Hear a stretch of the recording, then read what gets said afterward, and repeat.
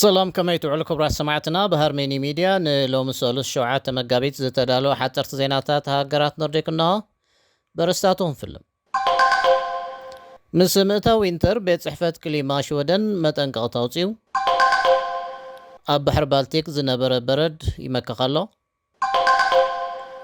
ኣብ ወርሒ ለካቲት ዋጋታት መግቢ ብ2.5 ሚእታዊት ወሲኹ ናይዚዮምን ካልኦትን ዜናታት ዝርዝራት ድሕሪ ዝሓፃር መሳገሪት ተጸበዩና ምሳና ጽንሑ ኣብ ወቕቲ ጽድያ ምላሽ ወደም ብፍላይ ድማ ኣብ ደቡባዊ ክፋል ፀሓይ ዝዓብለሎ ክሊማ ከም ዘሕለፈ ተፈሊጡ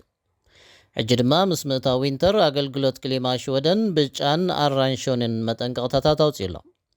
እዚ መጠንቀቕታ ብፍላይ ኣብ ጎታላንድን ደቡባዊ ሰዋላንድን ብርቱዕ ውርጭን መሸንበባን ክኽሰት ተኽእሎ ምህላዊ ምኽንያት ብምግባር ይወፅዩ ዘሎ ኣብ ሽወደን ኣራንሾኒ ብኻልኣይ ደረጃ ዝስራዕ ዝበርትዐ መጠንቀቕታ እዩ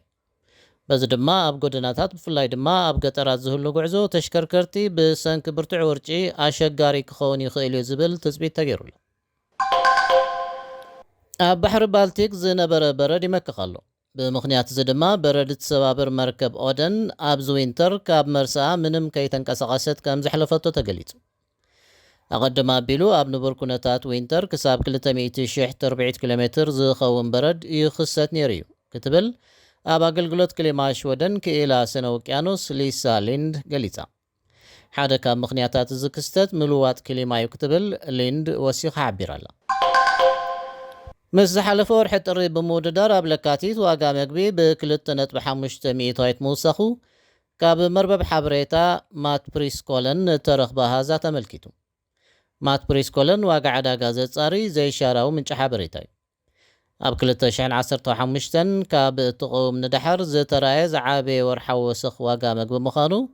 እታ መርበብ ሓበሬታ ወሲኻ ገሊጻ ኣላ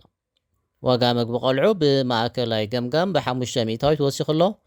ብመሰረት ዋና ኣካያዲ ስራሕ ማት ፕሪስኮለን ኦልፍ ማዙር ኣብ ሽወደን ዓመታዊ 5 ቆልዑ ብሓዲኡ ወላዲኦም ከም ዝቕተሉ መርመራዊት ፕሮግራም ሬድዮ ሽወደን ካሊበር ኣቃሊዓ እታ ፕሮግራም ነዚ ዝገለጸት 10 ኣብ ቀረባ እዋን ዝተኸስቱ ቅትለታት ቆልዑ ድሕሪ ምምርማር እያ ኣብዚ ቅትለታት ወለዲ በዚ ገበን ተጠርጢሮም ወይ ተኸሲሶም ኣብ ትሕቲ ቀይዲ ምእታዎም ዝፍለጥ እዩ ኣብዚ ጉዳይ ዝምልከቶም ሰብ መዚ ቅድሚ ሞት እቲ ህፃን ብዛዕባ ሰንባዲ ባህርያት ወለዲ ጸብጻብ ይበፅሖም ምንባሩ ገሊፆም ኣለዉ ዝናኾነ ምምሕዳራት ከተማን ዞባታትን ነዚ ቅትለት ህፃናት ምውጋድ ክንድቲ ዝግባእ ፃዕሪ ገብራ ኣለዋን ክብል ኣብ ሃገራዊ ቦርደ ጥዕናን ድሕነትን ሽወደን ሞሃ ማንሃይመር ኣተሓሳሲቡሎ ምስ ሃርሜኒ ሚድያ ከም ዘለኹም ክቡራት ሰማዕትና ኣብ መወዳእታ ሜክሲካዊት ተዓዋቲት ውድድር ቁንጅና ነበር ከምኡውን መጻምዳ 45 ጠራሙዝ ወይኒ ብምስራቆም ን4 ዓመታት ተፈሪዶም እዞም ጽምዲ ንዓመታት ኣብ ዘካየድዎ ስርቂ ወይኒ 1.7 ሚልዮን ዶላር ዝዋግኡ ገንዘብ ምብኻኖም ተፈሊጡ እዚ ስርቂ ኣብ ዓመት 2021 ኣብ ኣዝዩ ክቡር ሆቴል ስፔናዊት ከተማ ካሽረ ይጋጢሙ እቶም ጽምዲ ነዚ ስርቂ ድሕሪ ምፍጻሞም ናብ ክሮኤሽያ ሞንቴኔግሮ እኳ እንተኸብለሉ ድሕሪ 9 ኣዋርሕ ተታሒዞም ናብ ስፔን ተስተሊሞም ኣለዉ እቲ ወይኒ ግና ኣይተረኽበን ብመሰረት ጸብጻብ ቢቢሲ እምበር ክቡራት ሰማዕትና ንሎሚ ሰሉስ 7 መጋቢት ብሃርሜኒ ሚድያ ዝተዳለዉ ዜናታት እዞም ክሳብ ሕጂ ክትከታተልዎም ጸናሕኩም እዮም ምሳና ብምጽናሕኩም ኣዝና ነመስግን ሰላም